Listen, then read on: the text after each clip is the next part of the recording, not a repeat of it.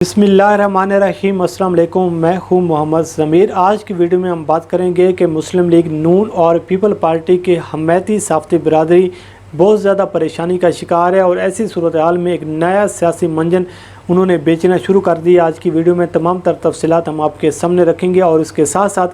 आपको ये भी बताएंगे कि ईद के बाद जो APC होने जा रही थी, मुस्लिम लीग नून, पीपल पार्टी और मौलाना फजल रहमान के दरमियान जो लड़ाई है वो बड़ी शिद्दत इख्तियार कर चुकी है। तो ऐसी सूरत हाल में अब उस APC का क्या मुस्तकबिल होगा और क्या हुकूमत मुखालिफ तहरीक चलाना आसान होगा या मुश्किल होगा, इस हवाले से भी कुछ तफसीलात हैं जो आज की वीडियो में हम आपके सामने रखेंगे। लेकिन सबसे पहले आप तमाम अहबाब को, पाकिस्तान में बसने वाले और दुनिया भर में बसने वालों को ईद उल अज़हा की बहुत बहुत मुबारकबाद और अल्लाह ताला से दुआ भी है कि अल्लाह ताला आपको खुशियाँ नसीब करे और आपकी ज़िंदगियों में से दुखों का ख़ात्मा करे। अब हम बात कर लेते हैं मुस्लिम लीग नून और पीपल पार्टी के जो हमायती साफ़ती बिरादरी है वो बहुत ज़्यादा परेशानी का शिकार है।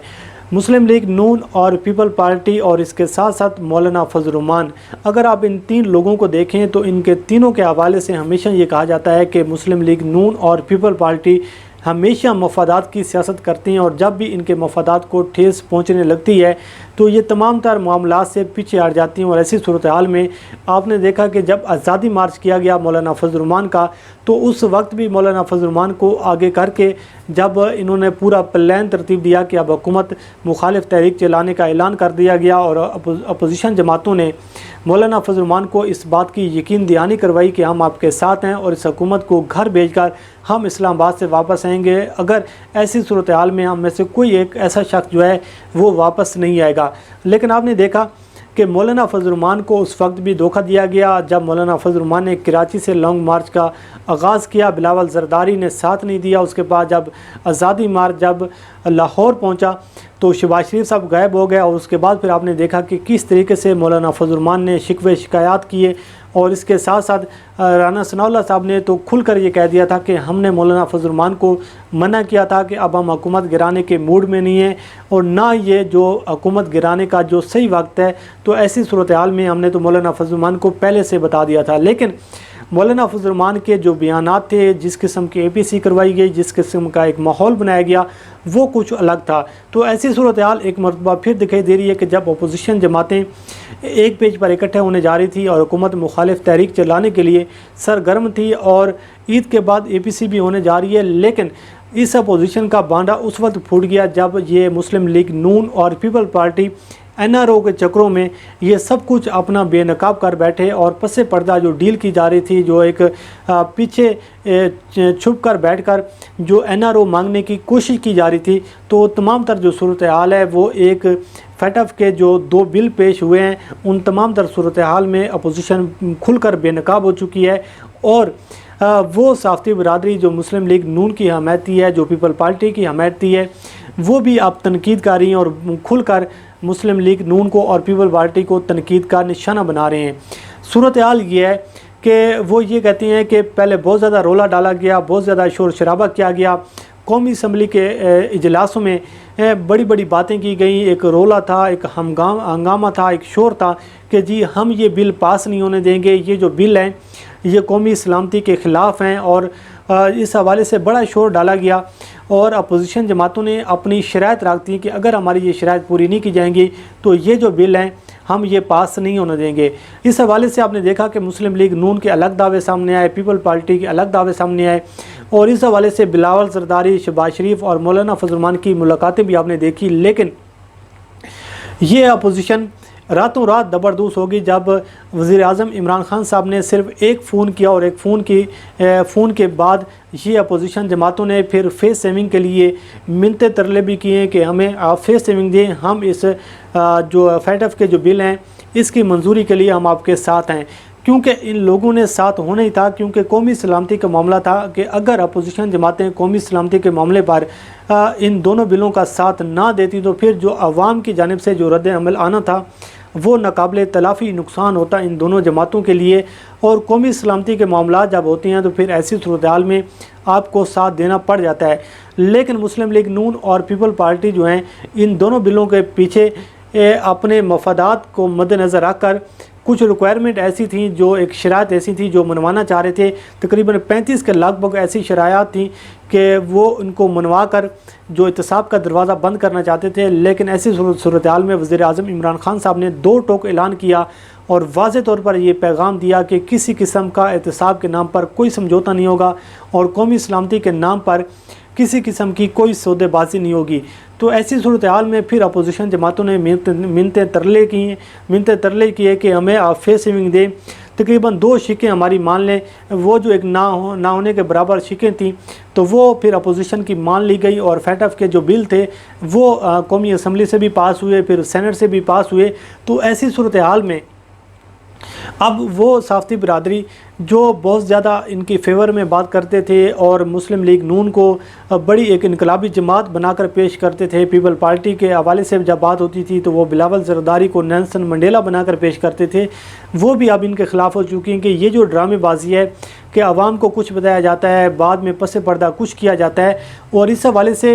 جو عمران خان صاحب اور ان کی جماعت کی جانب سے یہ کہا جا رہا تھا کہ مسلم لیگ نون اور پیپل پارٹی جو ہیں یہ ڈیل لینے کی کوشش کر رہی ہیں، تو ایسی صورتحال میں اب اپوزیشن جماعتوں نے ایک نیا سیاسی منجن بیچنا شروع کر دیا ہے، اور وہ منجن یہ ہے کہ مولانا فضل الرحمان، بلاول زرداری اور شہباز شریف صاحب جب برے طریقے سے بے نقاب ہو چکے ہیں، جب ان تینوں لوگوں کی وجہ سے صحافتی برادری پریشان ہے، تو اب منجن یہ بچا جا رہا ہے کہ اب اگلے 6 ماہ جو ہیں وہ بڑی اہمیت کے حامل ہیں کہ اگلے 6 ماہ میں اگر اس حکومت کو گرانے میں اپوزیشن ناکام ہو جاتی ہے، اور اگر جو سینٹ کے انتخابات سے پہلے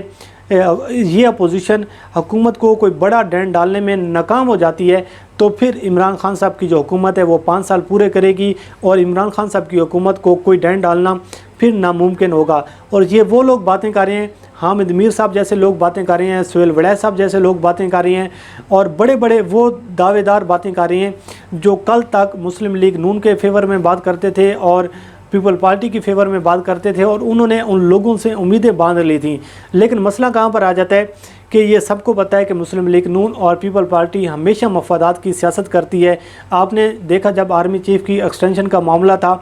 پہلے شور ڈالا گیا، بڑی باتیں کی گئیں، بڑی پریس کانفرنس کی گئی کہ جی ہم ووٹ نہیں دیں گے، لیکن جب ووٹ دینے کی باری آئی تو پھر ان لوگوں نے ووٹ بھی دیے، اور بڑے تحمل کے ساتھ اور بڑے آرام کے ساتھ وہ بل بھی پاس ہو گیا۔ اس کے ساتھ آپ نے دیکھا کہ جب بجٹ کے دور پہ آیا تو یہ بجٹ عوام دشمن بجٹ تھا، بڑی باتیں کی گئی، بڑے دعوے کیے گئے اپوزیشن کی جانب سے،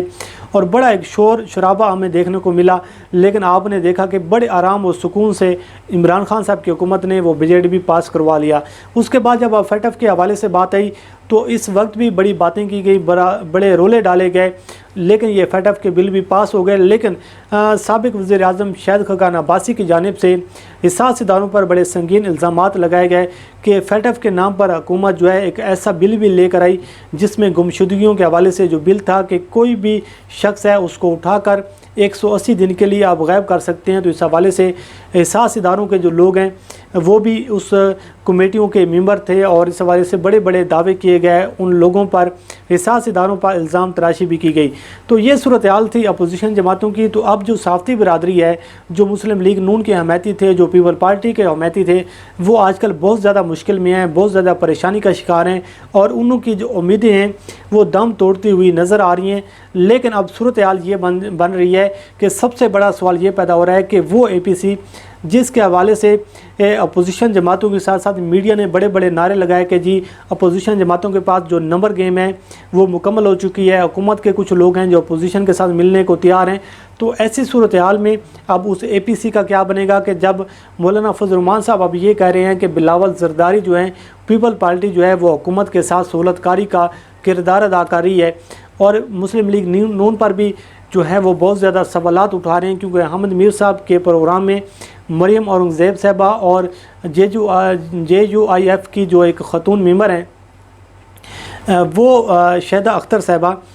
وہ وہاں پر موجود تھی، تو انہوں نے یہ کہا ہے کہ ہمیں اعتماد میں نہیں لیا گیا، اور جو اپوزیشن جماعتی ہیں ان میں اعتماد کا بہت زیادہ فقدان ہے، جس کی وجہ سے ہمیں کوئی کامیابی نہیں مل پا رہی۔ تو ایسی صورتحال میں اب سب سے بڑا سوالیہ نشان یہ ہے کہ عید کے بعد جو اے پی سی ہونے جا رہی ہے اور حکومت مخالف تحریک چلنے جا رہی ہے، کیا وہ چل سکے گی یا نہیں چل سکے گی، کیا اے پی سی کامیاب ہوگی یا نہیں ہوگی۔ لیکن جو زمینی جو حقائق ہیں وہ یہ بتا رہے ہیں کہ دو بڑی جماعتیں مسلم لیگ نون اور پیپل پارٹی میں جو اعتماد کا جو فقدان نظر آ رہا ہے، ایسی صورتحال میں حکومت مخالف تحریک چلانا یا پھر اے پی سی بلانا، یہ کوئی کامیابی ان میں نظر نہیں آ رہی۔ ہاں، شور شرابہ ضرور ہوگا، ایک نیا منجن بیچنے کی کوشش کی جائے گی اور اپنے ورکرز کو اور اپنے سپورٹرز کو مطمئن کرنے کی کوشش کی جائے گی، لیکن اس میں کوئی حتمی طور پر کوئی کامیابی ہمیں نظر نہیں آ رہی، نہ کوئی ایسی کوئی حتمی تحریک چلنے جا رہی ہے۔ یہ ضرور ہے کہ حکومت کو اب مہنگائی پر قابو پانا ہے، حکومت کو اپنے جو عوام کے جو گورننس کے جو مسائل ہیں ان پر توجہ دینے کی ضرورت ہے، وہ حل کرنے کی ضرورت ہے، لیکن اپوزیشن جماعتیں جو ہیں وہ اب بے نقاب ہو چکی ہیں، اور ان کے ساتھ ساتھ جو میڈیا تھا، جو ان کے حمیتی جو صحافتی برادری تھی، وہ بھی ان لوگوں سے مایوس نظر آ رہی ہے۔ تو ایسی صورتحال میں اب عید کے بعد کا جو سیاسی منظرنامہ ہوتا ہے وہ اب کیا رخ اختیار کرتے ہیں، اس حوالے سے ہم آپ کو اپڈیٹ کرتے رہیں گے۔ اللہ کریم آپ کا حامی ناصر ہو۔ مجھے دیجیے اجازت، آپ کو عید الاضحیٰ کی ایک بار پھر مبارکباد، اور اللہ کریم آپ کا حامی ناصر ہو۔ خدا حافظ۔